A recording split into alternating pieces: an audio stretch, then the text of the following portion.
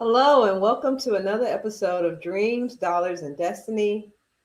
I'm your host, Portia, along with my co host here, Queen Bee, Melinda Valentine, and also Mr. Westbrook, Nick Westbrooks. We're here to bring you another powerful episode. This week, we're going to be talking about the commodification of spirituality. So please like, subscribe, and share this channel with others who can benefit from this message. Now, when we talk about the commodification of spirituality, I know it sounds like a lot of big words there, but basically what we're talking about is packaging spirituality in such a way that it can be sold just for the sake of making a dollar, right? Not so much of saving people's souls. You're not doing it for salvation. You're not looking to help others. You're strictly looking to put money in your pocket and turning spirituality into a product. That's what we mean. And so the real question is not really whether or not spirituality can be monetized. We know that it can. It's whether or not this money is serving a real mission, right? Or whether the mission is being sacrificed to the money. And we have a lot of people who may start off with good intentions and then they wind up in a bad spot, you know. So this industry, we should say, is a multi-billion-dollar industry, the spirituality business. And so we're going to jump into that. And so the issue isn't whether or not people should get paid for spirituality, right? Because you should always get paid for your work, and money and work. When you work, you should earn in exchange for your energy, right? The energy you put out, you should be able to get something back for that. And so the issue is when it gets reduced down to a product or a performance, or when it's branded and then it's like an endless sales funnel, right? You're buying courses, you're buying books, right? You're going to these live events and spending thousands of dollars on this so-called spiritual guru, right? Who's all there just to sell you whatever dream that you like to hear in order for that person to make a buck. So the difference between, so there's a difference between, a sacred exchange and then the spiritual commodification. And so that's what we're talking about today. And so I know I said a mouthful in the intro, but it is a very sensitive subject because a lot of people want to start a spiritual business, whether that's maybe you want to be a Reiki practitioner, maybe you read tarot cards, maybe you help people with numerology readings, right? You may want to help people, but at the same time, it's a business, so you do want to make money. And so trying to marry the spiritual side of the world along with the material side can be very slippery slope and a fine line to walk. And unfortunately, some of us get greedy, right? A lot of us start off with the good intentions, like I say, but once the money starts rolling in, greed takes over, and they no longer, they lose sight of the mission. They're no longer about what they intentionally started to start their mission for. So we're going to jump into that. But the first thing that I want to bring up, you guys, is talking about The Secret. I think a lot of people know about The Secret. It was a book, it was a movie. A lot of people have seen the movie, and this is just my personal opinion. I'm not sure how everybody feels about this, but I feel like that was the jump start into the commodification of spirituality because the book and the movie made it seem like, oh, all I need to do is just visualize what I want and it'll just show up in my life just like that. And I can just read this book and it's supposed to give me the details of what I'm supposed to do. Create the vision board. Let's do that, right?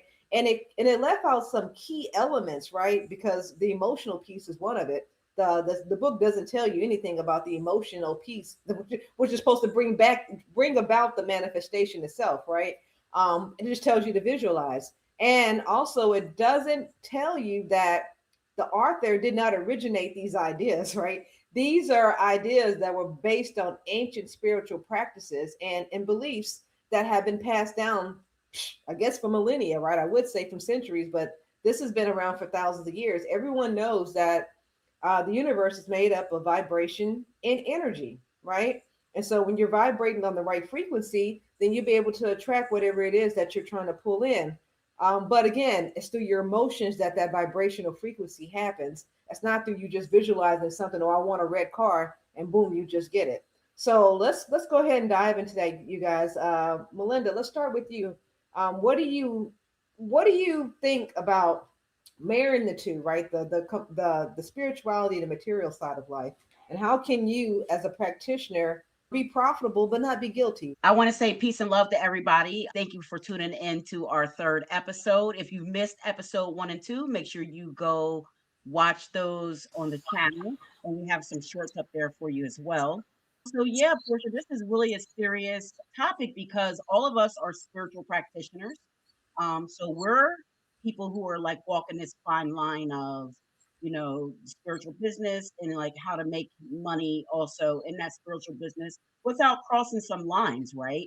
So I think it really comes down to really a balance that you have to implement that balance. As the spiritual practitioner, you have to be very transparent about what your gifts are and what you can do to help people. You need to create honest limits about those things. So you're not just like nickel and diming people every time you're trying to sell them a reading or sell them a session just to give them a little bit of information just so they come back to get more. So you have to find a balance with those things.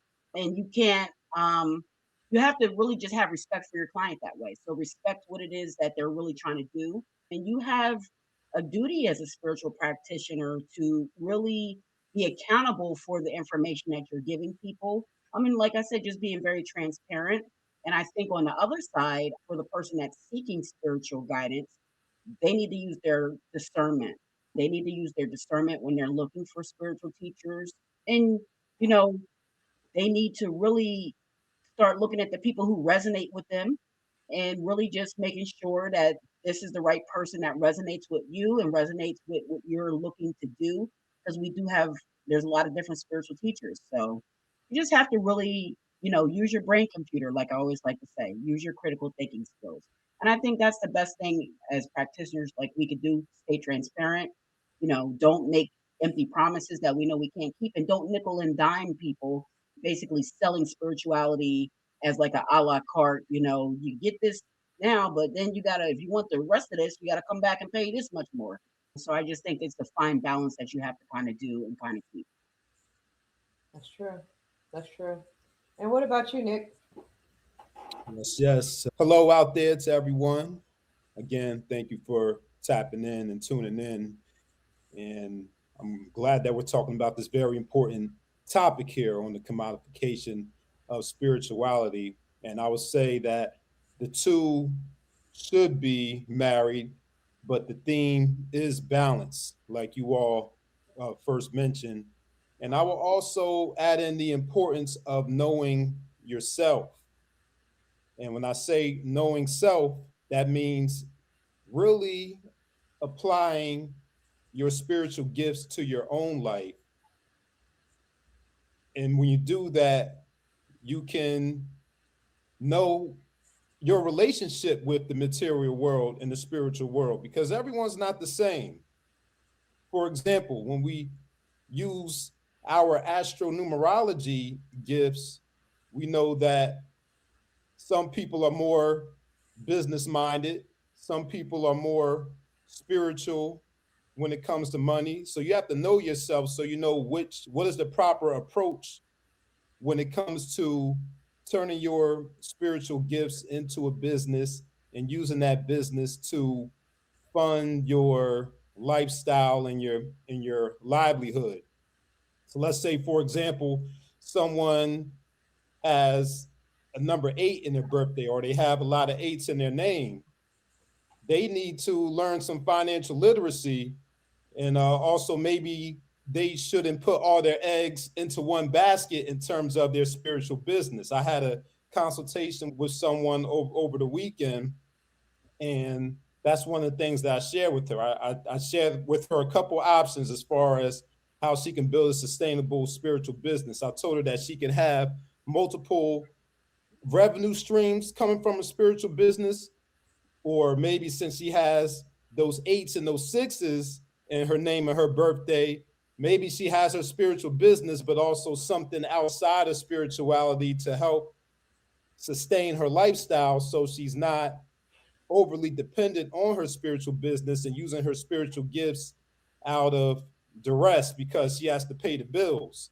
Because sometimes a lot of people fall into that trap, and that's when it gets watered down, or sometimes you try to read someone or give someone guidance when your energy isn't right, but you're pushing through it because you need that sale, or you need that revenue or income. So that's why I want to add to the conversation the importance of knowing yourself, along with the integrity of it, along with finding the balance of it. And ditto what you said, Portia, about the secret. I didn't know at the time when I was first exposed to the secret that it comes from ancient spiritual practices until I saw a presentation from Tony Browder on The Secret, and he was showing how it goes all the way back to ancient Kemet. And I was like, what? That's crazy. And then also you have that quote unquote star-studded panel of guests that were on that documentary too, and all those people that endorsed it and backed it up. And that's that appeal to authority, or that appeal to the stardom. You have all these big name people that are either endorsing it or they're on it, and even though they might not be saying anything that's super deep or super exclusive, but because they're a big name, people are going to jump on it. People are going to spend the money on it and make more of it than what it should be. So that's my opening, to answer that question about marrying the two, and how people can approach that. No, but you're right, and you made a couple of valid points, because that's something that I strongly believe as well. Whenever you do start a spiritual business, you cannot rely on this solely as your sole source of income.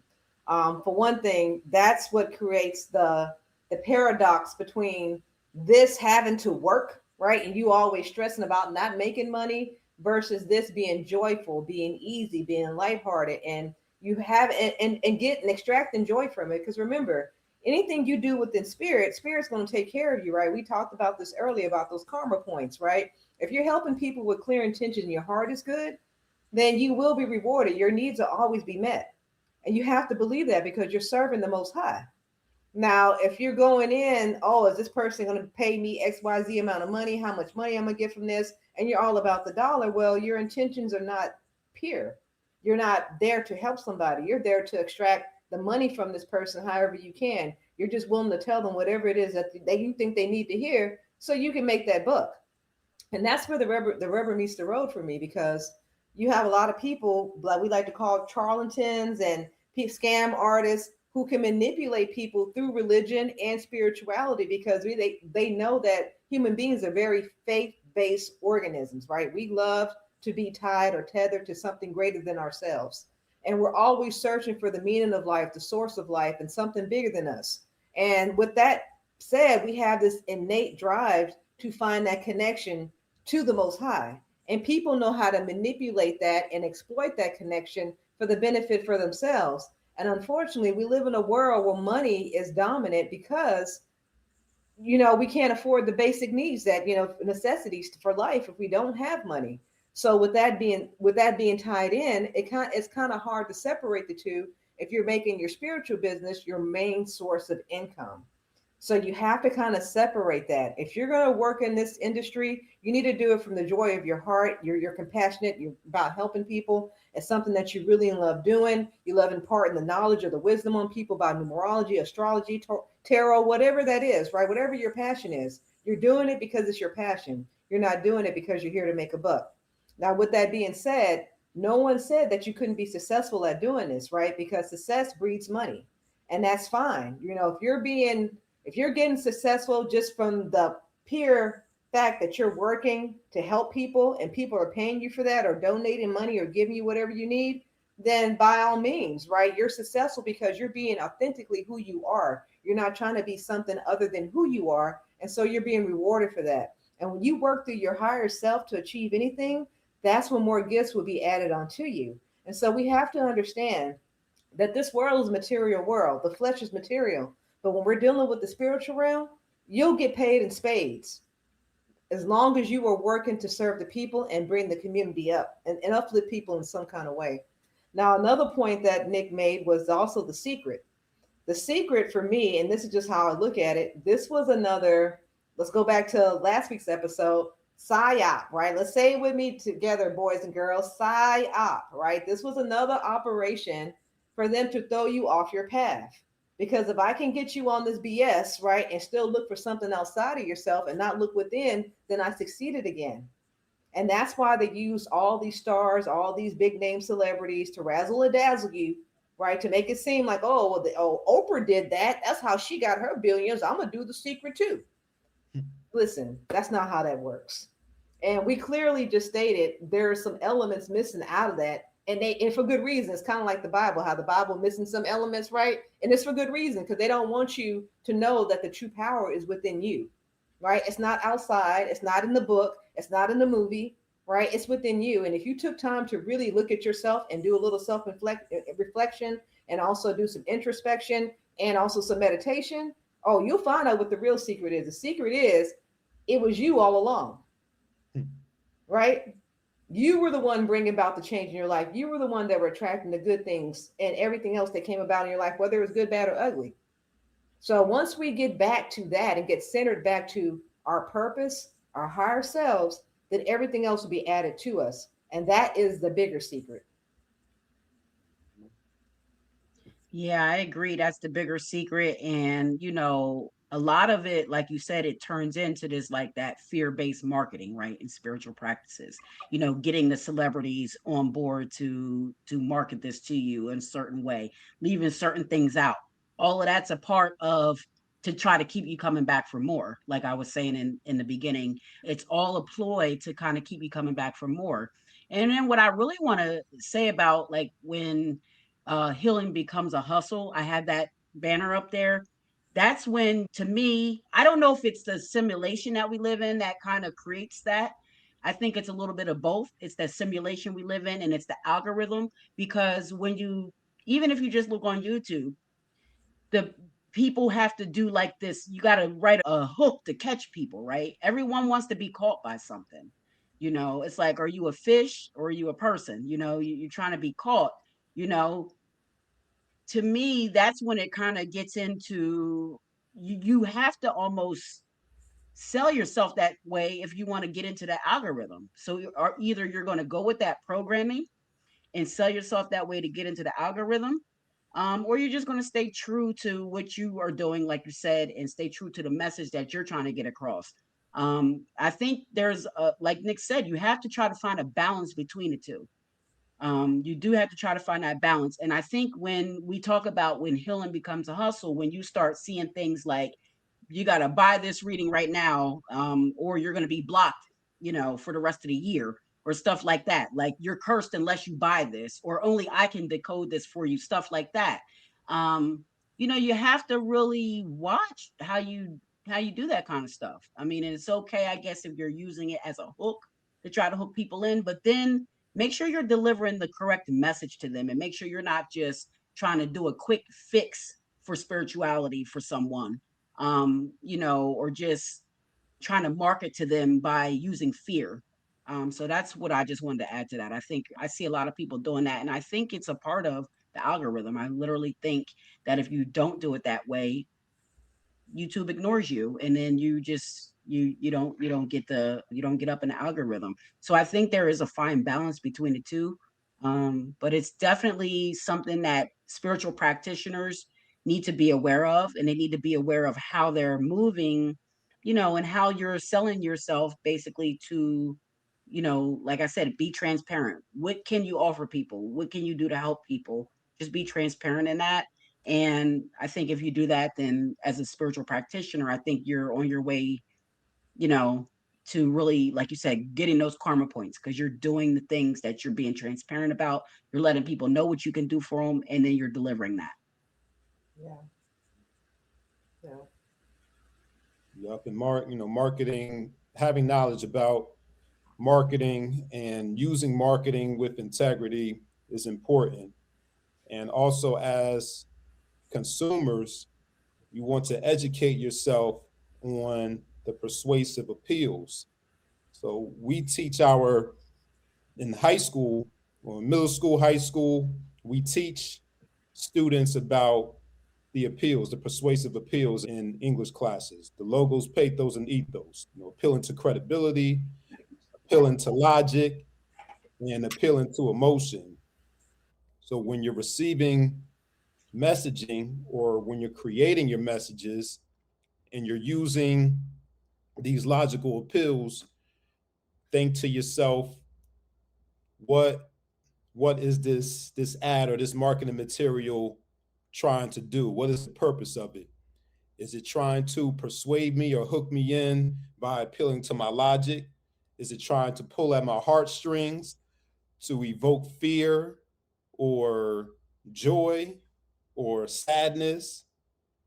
Pay attention to the music, the sounds. All of those things are working consciously and subconsciously to either hook you in, or if you're creating the message, you're, whether you know it consciously or unconsciously, if you follow the playbook or you just follow the examples of other marketing material you saw, you want to be mindful and intentional about how you put your message out there, aside from just the content, aside from just the words that you say, but how you deliver the words and what tools, even the colors that you put into your marketing materials. All of those things are very intentional and can affect how someone receives the message. So I just want to add that in there to build off of what the Queen Bee just mentioned.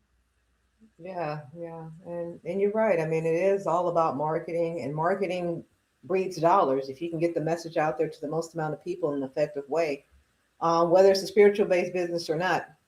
But you do have to be leery. Sometimes, like what Queen Bee said, because sometimes you have those people that come out there. Oh, I can help you manifest $10,000 in 3 hours. Pay for my program $5,000, right? Yeah, they can help you manifest 10,000 in 3 hours.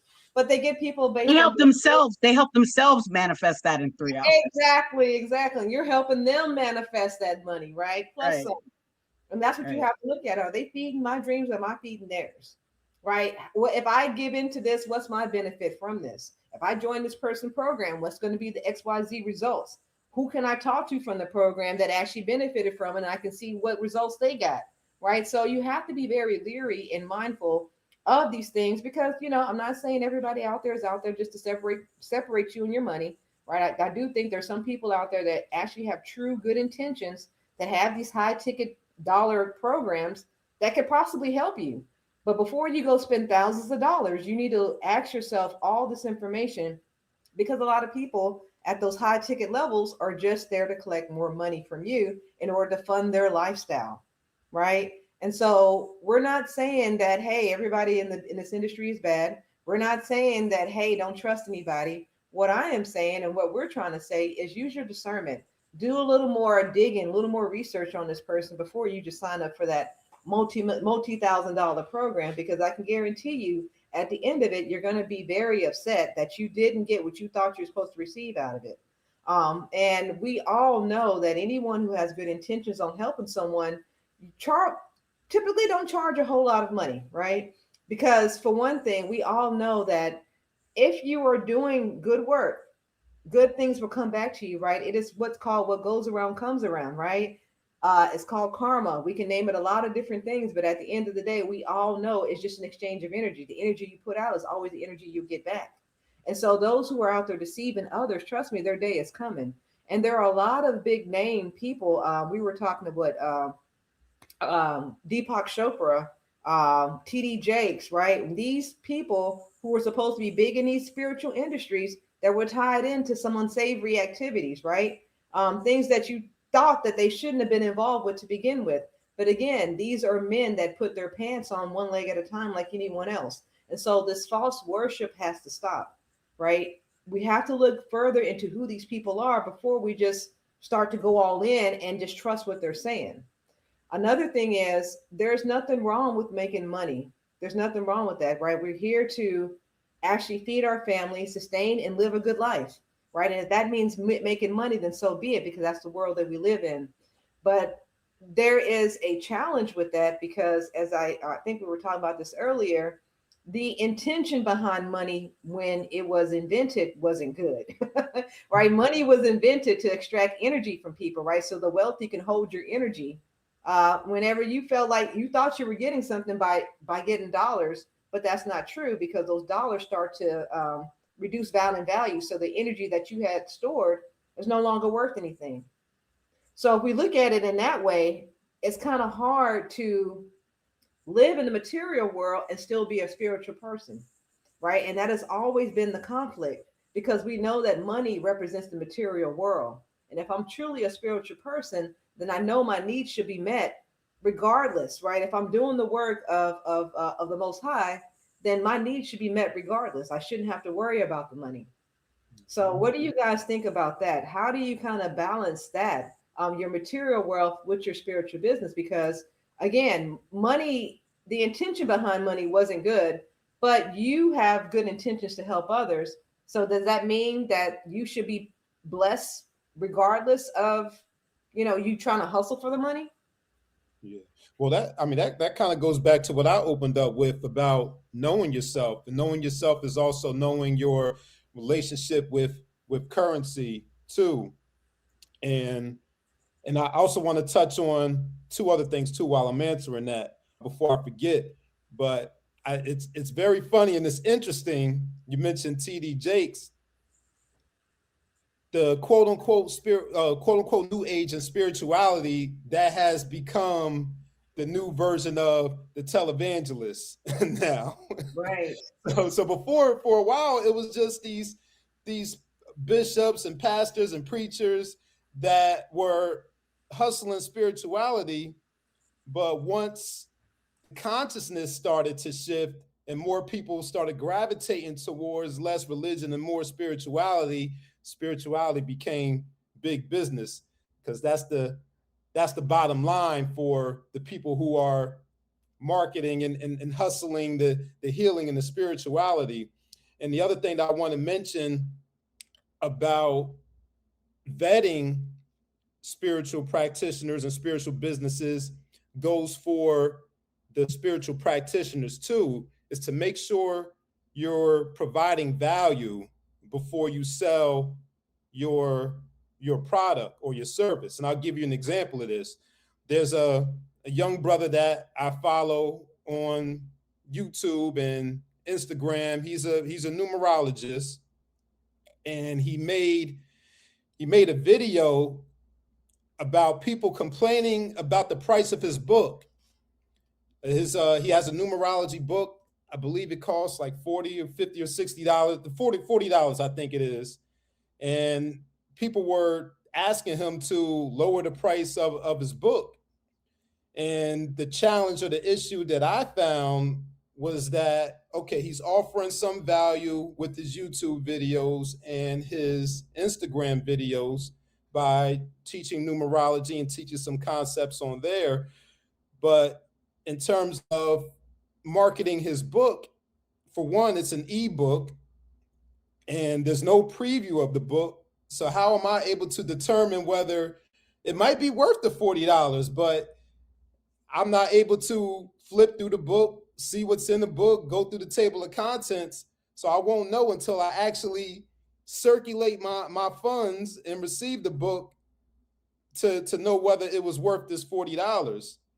So I say that to say, as a practitioner or as a spiritual business owner, just make sure you're offering adequate value, meaning maybe have some tiers in your business, maybe offer some free products or services, maybe in the form of a podcast, or a lot of us, we do live readings to give people a sample of what they can get when they pay for our services. So I just wanted to add that piece about providing adequate value before you expect or ask people to circulate funds or currency with you. Also, it's a very interesting time talking about money and the currency wars going on. And like Porcha said, the decreasing value of the dollar.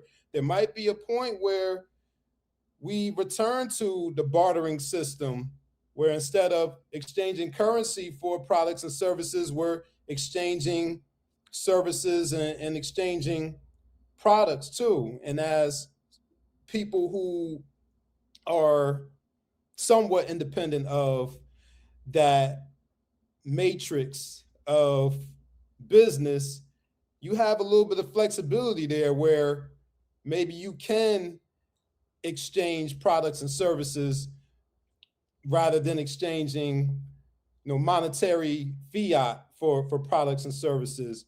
But I'll just go back to answer the question. I'll go back to what I opened up with is knowing who you are, knowing your relationship with money and currency, and doing the due diligence in the work to reflect on what your fees are, what the cost of your products are, what's the average going rate for someone providing similar products and services, what's the low, what's the high, what's the median, what are your expenses, doing your budget on the material side, and actually believing in what you teach and honestly practicing your spirituality. And when you combine all those things together, that's when I really believe you'll find that balance, that healthy balance between the material and the spiritual.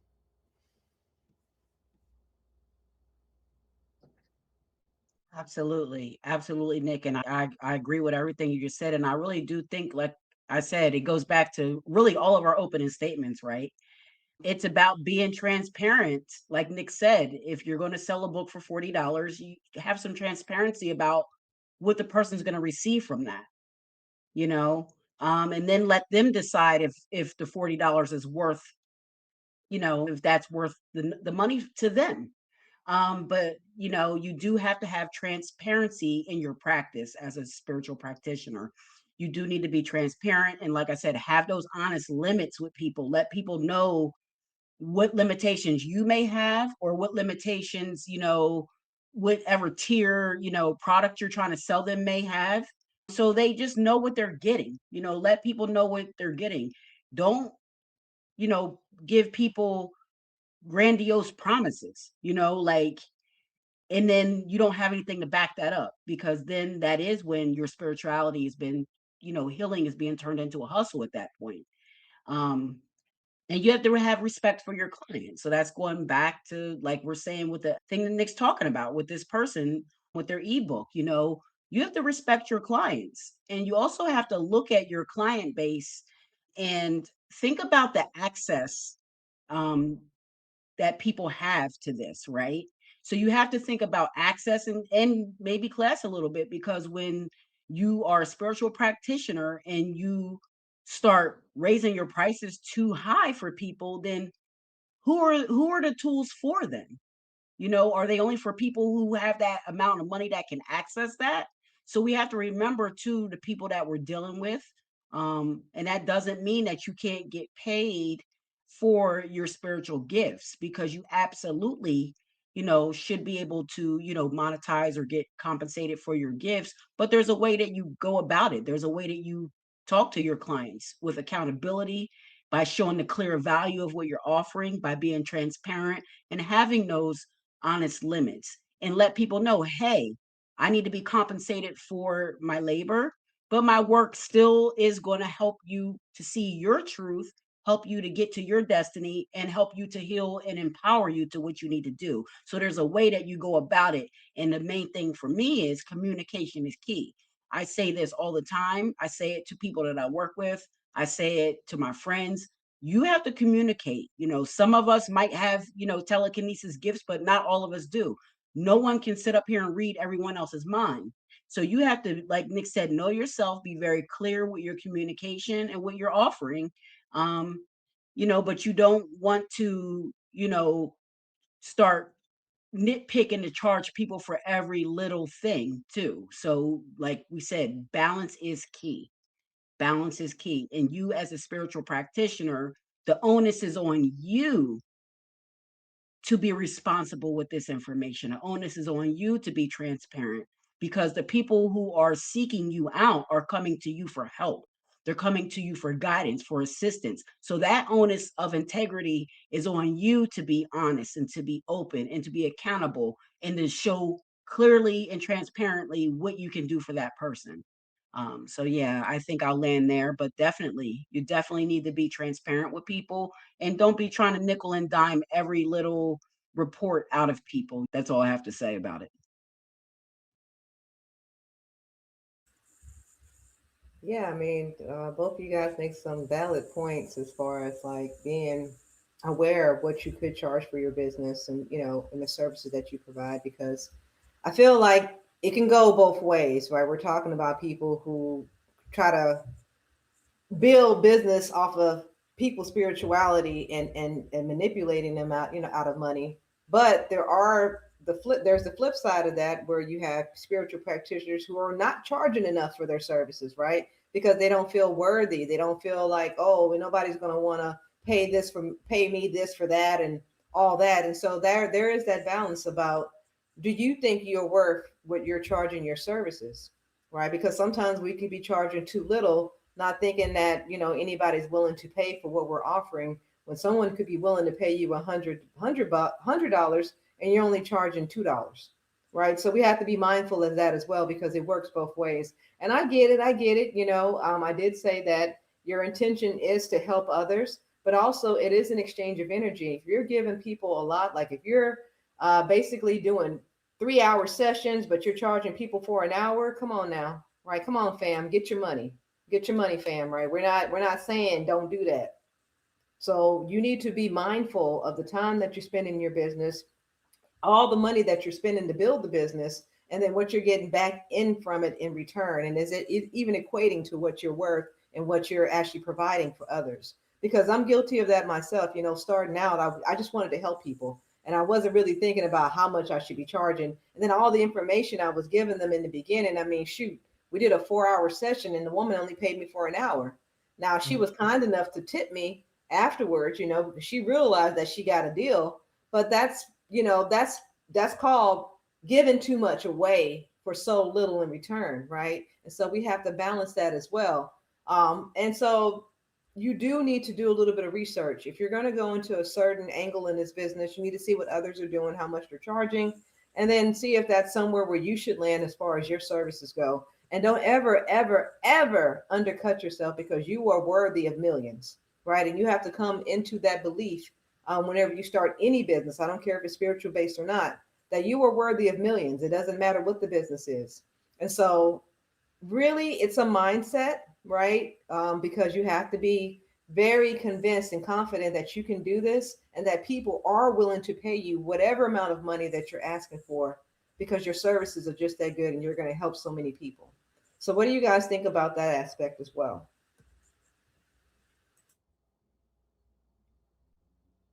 Go ahead, Queen. You go first. So I mean, definitely.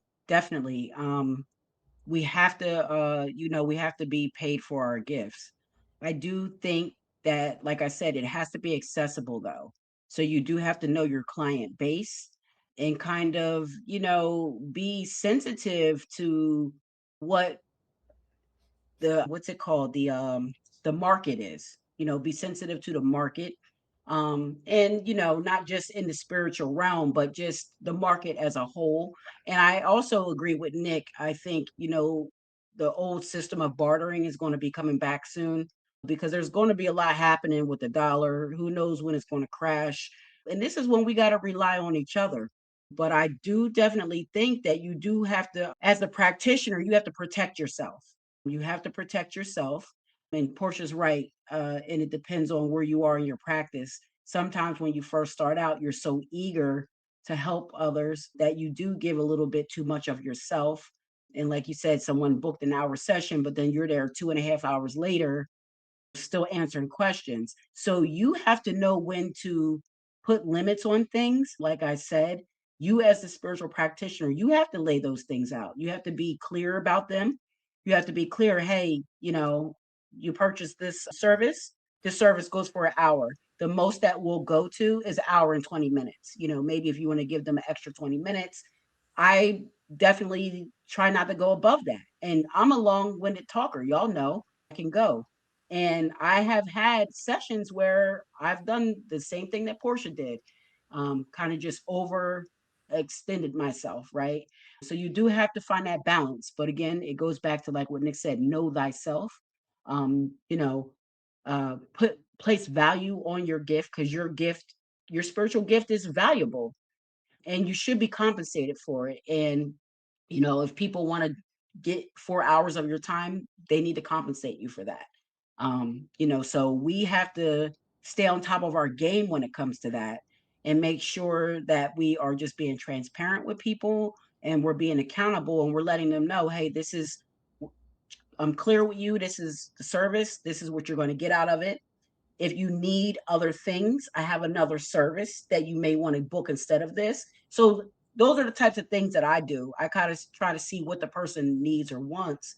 And then I'll usually try to recommend a service, that they should do, because again, that goes back to not continuing to like nickel and dime people also, you know, basically nickel and diming people like, oh, I gave you this week. Well, next week you got to pay extra $100 just to get the other thing that I really should have told you what the other thing, but you got to pay extra $100 for it.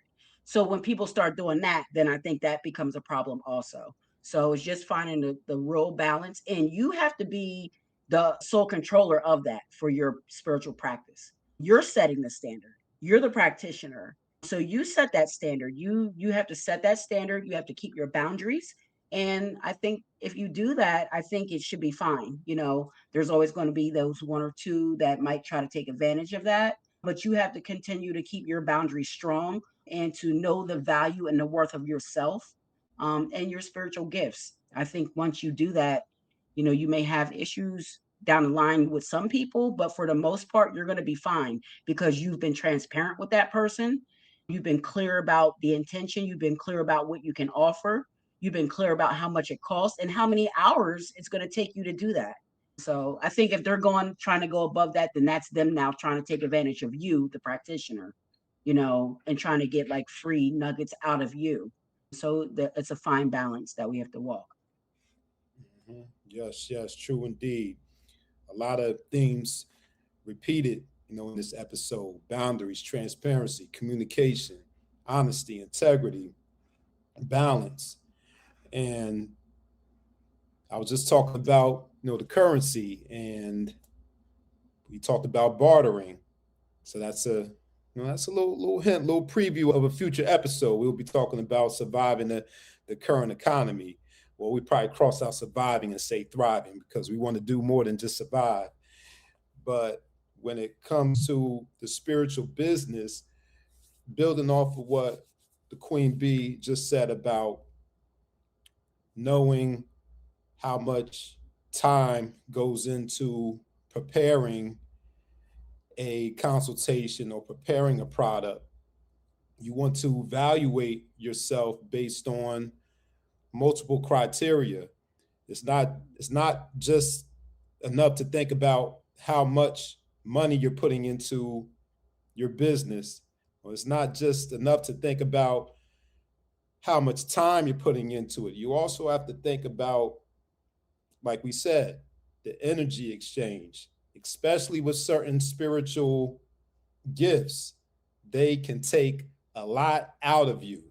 If you're someone who works with energy reading, Reiki, someone who's very empathetic, or someone who's a deep empath, you can have a session with someone for an hour, and it might take you a whole day, half the day, a whole day, or a couple days to recuperate or recharge after that session. So you want to make sure that you're not only just taking into account how many hours it takes to prepare a report, or how much money you're circulating or investing into your business for programs and applications to assist you. You also want to think about how much energy you're expelling when you're using your gifts too. And you can break all of that down if you need to. If people are concerned about what you're charging for your fees, you can break down, okay, taking into account my preparation time, my energy that I put into it, how long it's going to take for me to recover from this. That goes back to the transparency there. And yeah, I just wanted to add that on in addition to what my two sisters already mentioned.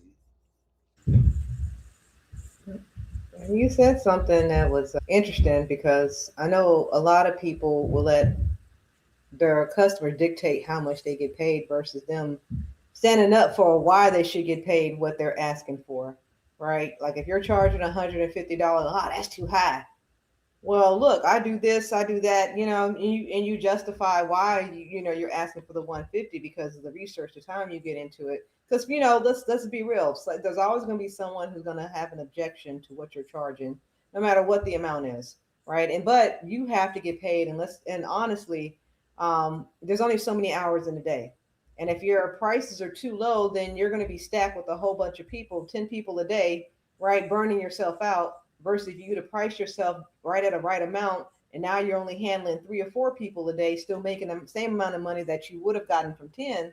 Then that makes better sense, right? The math makes better sense.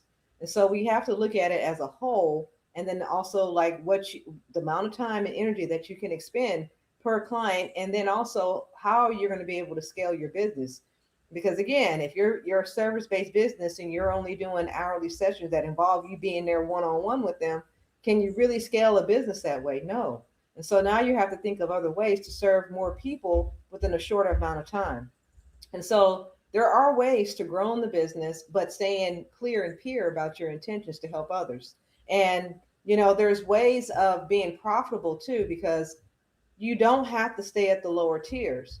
If you feel like your service is worth $500, well, doggone it, there's some people out there that are willing to pay $500. Now, they may not be the people that you're talking to today, but that's when the marketing goes in, right? That we talk about the marketing piece and having a strategy with your marketing and start targeting the people that are willing to pay the $500, because your service is that good. It's been proven. People are willing to pay for it. And now you want to bump it up just a little bit more to start earning more. There's nothing wrong with that, as long as you are targeting the right crowd. Because again, you're not going to be able to help everybody. There's only 24 hours in a day. And if you're a one-on-one kind of business where you're helping people through sessions, you're going to have to figure out ways to scale your business and grow and increase your income without that being a hindrance. Now, again, who we're targeting on as far as the commodification of spirituality are those who are just out here just trying to make a buck. But again, if your intentions are pure and you're out here trying to help others, then your business will grow exponentially. And so that is what I'm here to say to most folks, that if you are really serious about getting into a business to help others, to improve other people's lives, to help them in their conditions, then trust me, you will be blessed with more, right? And it's by tenfold. And so we also have to look at the aspect of, how am I not only benefiting myself, but how am I going to be able to benefit more people with the limited amount of time I have? And I think that's the question that a lot of entrepreneurs have, that some of us haven't figured out. And I know a lot of people get into this business, but they don't realize the amount of time that it takes. So how is one way that people can actually grow their business without putting so much time into it and not having to charge, thousands of dollars just so they can compensate or make up for the time? Yeah, that's a good question. And I feel like Porcha would probably be a billionaire if she had the answer for that one. Yeah, exactly. And that's the thing, learning how to scale and grow and build your communities. Because again, what Nick said before is the bartering system, right? We don't know what's going on with the current economy. We don't know, what day the dollar's going to go dead, right? But at the end of the day, we want to be able to build community. And I think that's where the answer is, right? The answer is building your community, your base of people who are going to help you grow your business, but also support you in your growth as you start to scale.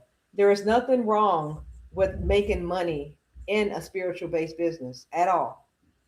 As long as you are trying to help others, you will grow a business, right? And it will be done the right way, because people always come back to you because of your honesty, your integrity, right? We go back to those same words. We can't get away from that, because that's really what the ingredients of a successful business is. It's being honest, having integrity, dealing with people up front, dealing with people honestly, being very transparent about what you offer, and being clear about what the results are from your services, right? Because what we have here, what spirituality is not cheapened by compensation, it is cheapened by the exploitation. And we're getting away when sometimes the material gain will take you away from your spiritual roots. Yeah, and I'll say this. So this isn't the end all be all answer to that question, but these are some things to consider and start with in terms of scaling your business without price Compromise. gouging. Yeah, without price gouging or trading more time for your work. I would say systems are very important, and also evolving with the times. I think there should be a balance between traditional business practices and evolving with the current economy and using and leveraging technology to help you scale your business. There should be a balance between the two. So I would say don't totally abandon those traditional business practices, but also don't be afraid to embrace new technologies such as AI, such as applications that will help you be more efficient with your work. And that's on the physical material side. Since we are spiritual practitioners, there's also a spiritual side to it as well. And don't abandon what you know about yourself. We're numerologists. We know that there's certain times of the year, certain days of the week, certain months that are most favorable for us. So you should be sticking to those principles as well, regardless of what spiritual system you use, whether it's numerology, astrology, tarot, whatever it is. Make sure that you're not only teaching other people to use those tools, but you're using them yourself, so that can help you expand and grow your business. So that would be my answer.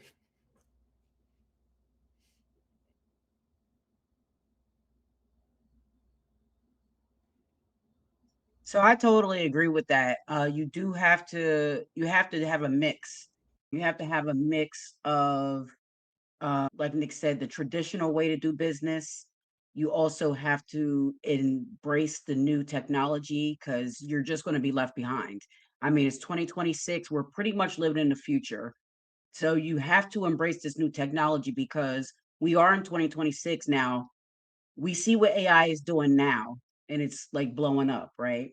So imagine how society is going to be by 2030 if we think about it from a technological standpoint. So people right now who are not willing to learn AI, who are not willing to implement it in their business are going to they're going to be left behind to a certain degree, especially if that's the way everyone else is starting to move because it's going to create advantages for those people who are utilizing it. There's advantages in there. You can also, utilize it in ways that it helps you. You can make it be your assistant. It doesn't have to do like some type of fanatical thing. You just make it be your assistant to help you to use your time less on things that would take you longer to do. You let the assistant AI do it. So I think there's definitely a balance. You definitely do need to implement those things. And you really do have to automate. There's certain things you're going to have to automate. Now, whether that's, making videos in batch form to try to get them out, or you're automating different reports that you can sell, maybe like yearly reports that can be generalized, certain things like that. You can use those things as digital products, under an automated type of deal where you can use them as digital products and then those can be kind of passive income. I will say that, you shouldn't get in, thinking that you're going to come in and be a spiritual practitioner and make all this money because it really doesn't work that way.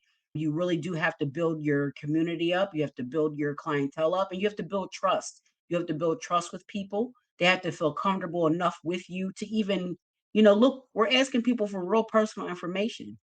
We want someone's full name and date of birth, you know, short of having their social security number. Who knows what those people think you're doing with their information? So you have to build that trust with your clientele too. So they trust you enough where they are coming to you, for things. But definitely you have to implement the automation. You have to implement all these new programs they have where you can upload, um, you know, things and have them scheduled where they just come out while you're asleep, and you don't have to be physically pushing that button. So those are like little things that you can do to help basically monetize your time, right? To monetize your time and make sure that you're using your time to the best of your ability. And then really just staying true to your service list.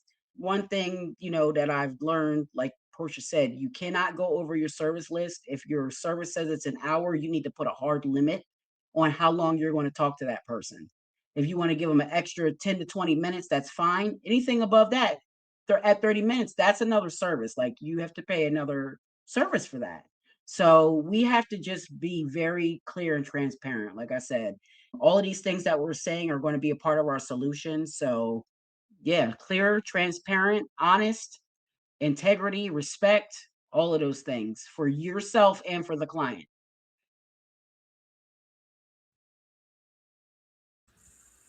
Yeah, that's true. And let's be real, we live in a capitalist society, and we cannot extricate spirituality out of that. There are going to be corporations and businesses that are going to hijack spirituality for their own soulless purpose and for their own personal gain, right? Monetary gain.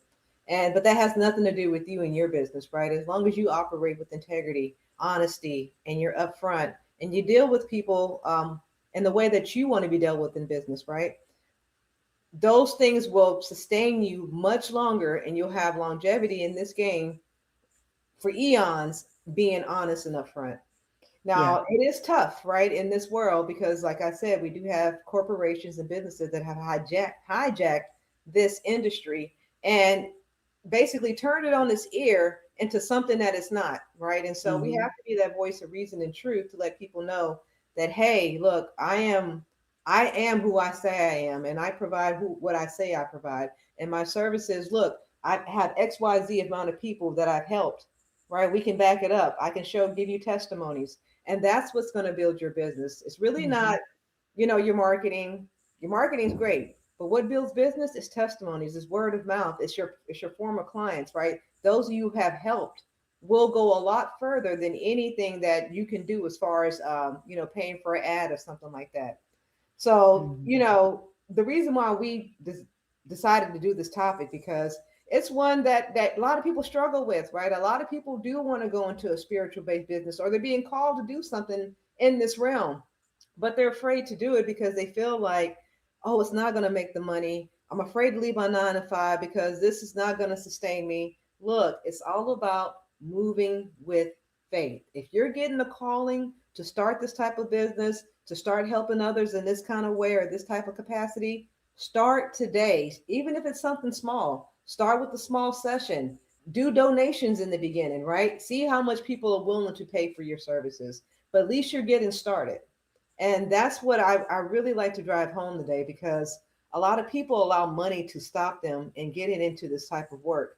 And this type of work is needed. A lot of people need to hear your message. A lot of people need you in the community to help uplift them and also change their lives. You never know what message you may have for someone else that's going to help uplift them and then transform their life. But you've been all quiet in the corner because you're thinking you're not going to make any money in this. Take money out the equation, right? And just lead with spirit. And if you lead with spirit, everything else will be added onto you. So, what do you guys think about that? About people who are hesitant to get started in the spiritual based business because they don't think there's any money in it at all?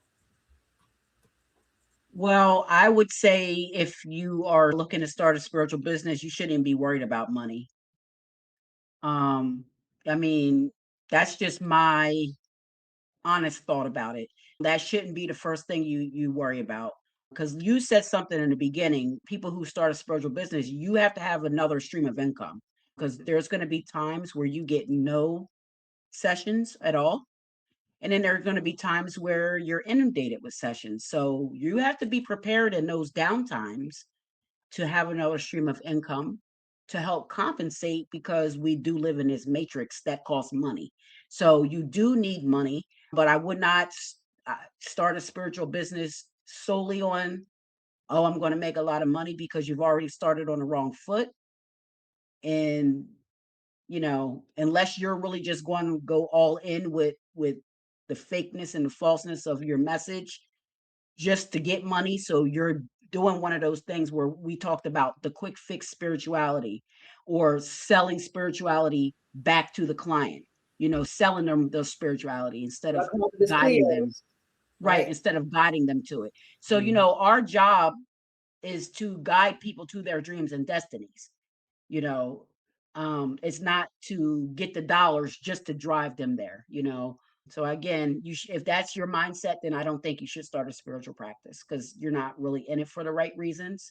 You ought to start the practice knowing that there are going to be a little bit of a rough time. Of course, you want to make monies, and that's going to be a part of your service setup, but it's going to be rough. It's not going to all be candles and flowers, and you're just going to make, you know, $1 million when you first open the business. It doesn't work that way. You have to build the community up, you have to build the trust up, and you got to build that word of mouth up, like you said. So you have to go into it with the right heart, and the right heart is to help people. You're here to help others, you know. And if you go into it with that mindset, like you said, that money is going to follow eventually. Yeah, and there's no one size fits all. You can't expect to have the same results as the next person. We go back to these spiritual gifts. We're astronumerologists. We know that based on someone's birthday, whether we're looking at the astrology side or the numerology side, some people might have to come to their or approach their spiritual business differently than someone else.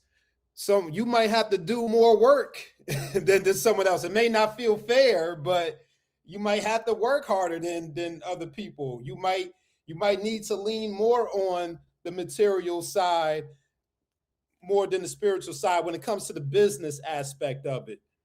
You might be able to use the law of attraction to get your clientele more than someone who has to put in the physical sweat to get their clientele.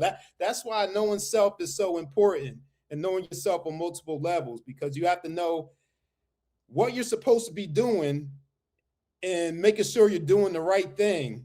That goes back to Atomic Habits. That's, you know, great book right there. Check that out. Atomic Habits by James Clear. Make sure you're doing enough of the right things.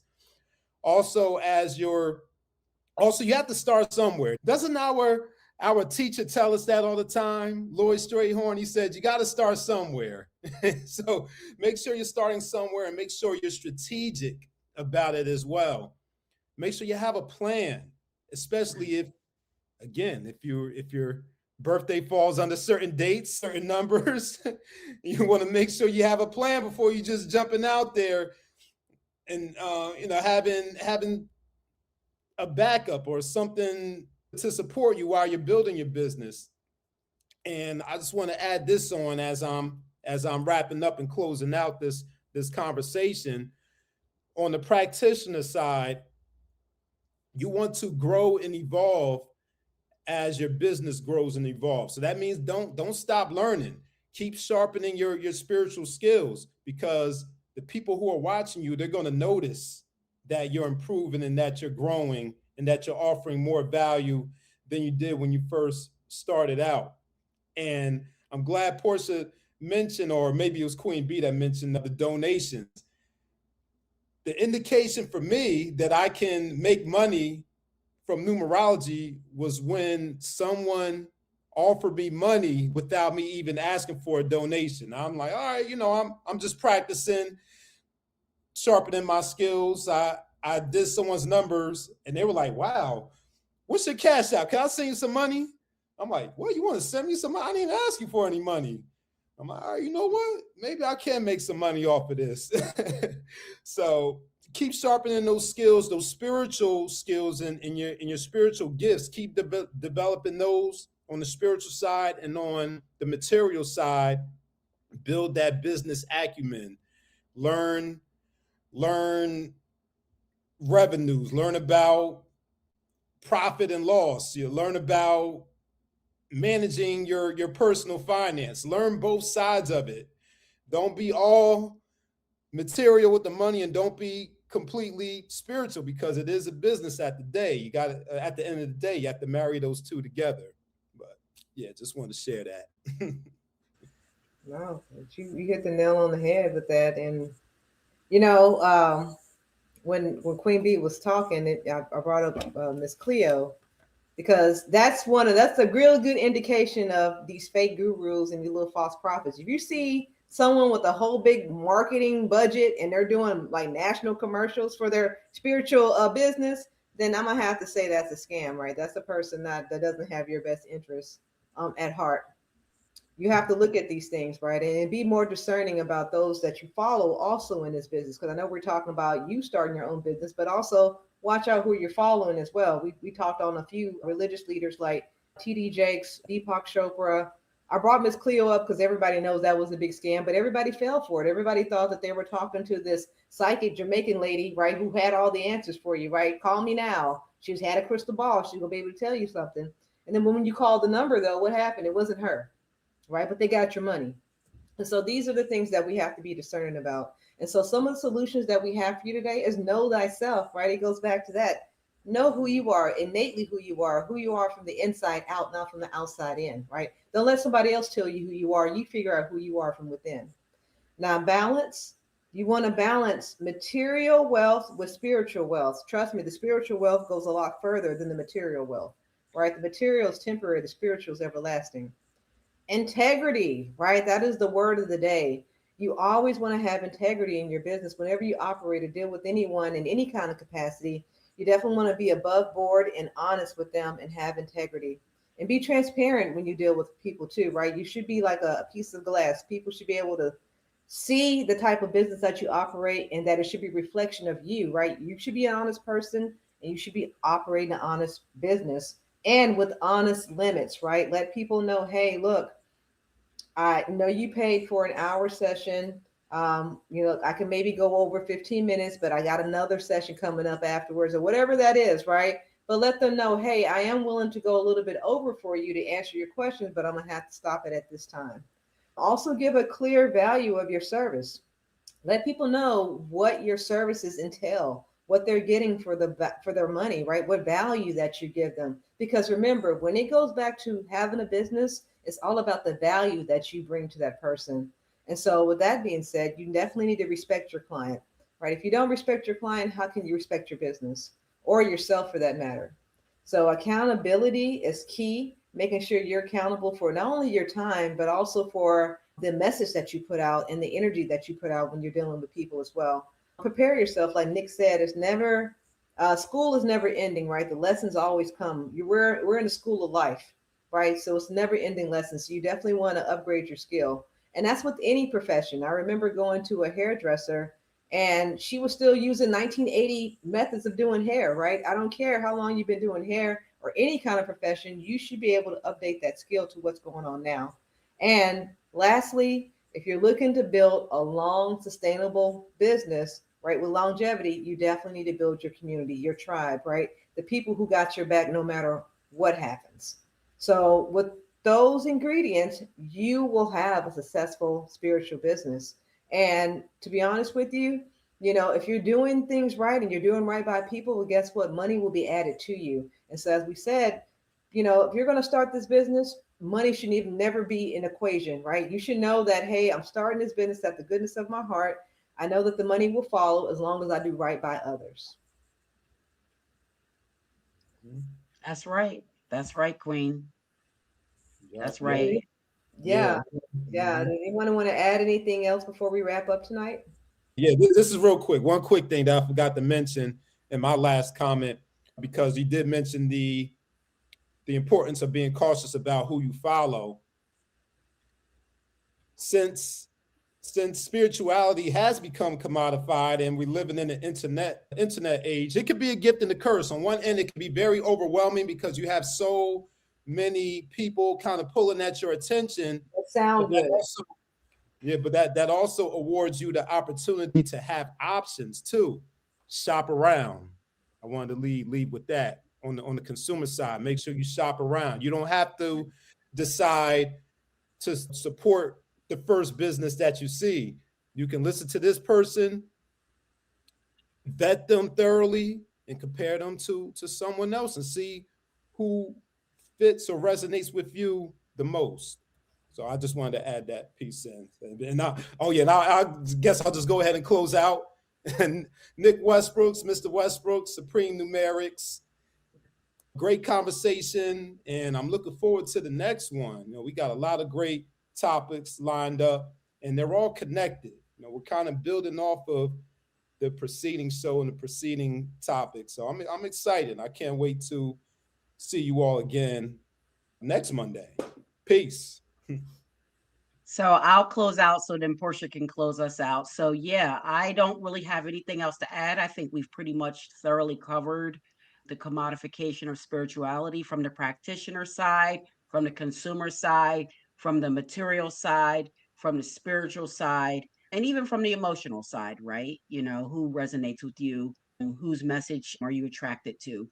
Just be transparent in what you're doing, family. And communication is always key. Don't expect that someone else knows what you're thinking or knows how you feel. You need to openly communicate that in a respectful way. And that way you can come to a consensus with the person that you're dealing with, and you guys can have a clear understanding to move forward with whatever relationship capacity is going to move forward in. So I just wanted to add that on. And of course, I am Queen B of Numeralytics, Queen B Numerology, and I am Melinda Valentine. I know I got a lot of names, but that's okay. You're going to get to know all of them. All right, with that being said, I am Portia with the Soul Car Studio, and we would love to hear from you guys this week. So the question of the week would be, when does the spiritual business cross the line into exploitation? Okay, so when does that business, where's that fine line at for you guys as far as when they crossing over to exploitation? Is it when they're buying that private jet to fly around the world, or is it when they're charging $10,000 just for one session? So you let me know in the comments below, when does that happen, right? When does that business cross over to exploitation? We're looking forward to your comments below. Check us out for next week. We'll have another great episode next Monday for you. And also like, subscribe, and share this channel with someone else who you think can benefit from this information. And we'll see you next week. Take care. Dreams, dollars, and destiny.